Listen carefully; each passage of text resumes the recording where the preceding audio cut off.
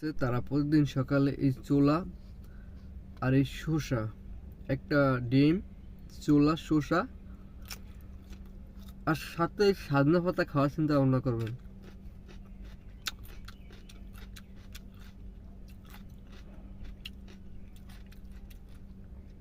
যাদের ডায়াবেটিস, আমার আজ 20 দিন ডায়াবেটিস ধরা পড়ছে।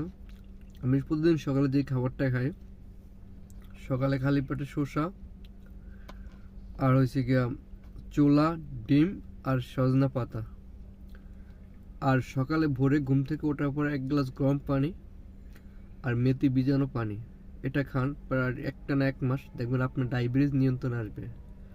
আসলে ডায়াবেটিস আপনার খাবার দাবার নিয়ন্ত্রণ করলে আপনার ডায়াবেটিস নিয়ন্ত্রণ চলে আসবে। এটা ডক্টর জাহাঙ্গীর কবির বারবার বলে, আমি ওনাকে ফলো করি ইনশাল্লাহ। আমার 120 দিন হয়েছে ধরা পড়ছে, আলহামদুলিল্লাহ এখন যথেষ্ট নিয়ন্ত্রণে আছে। দোয়া করবেন আমার জন্য।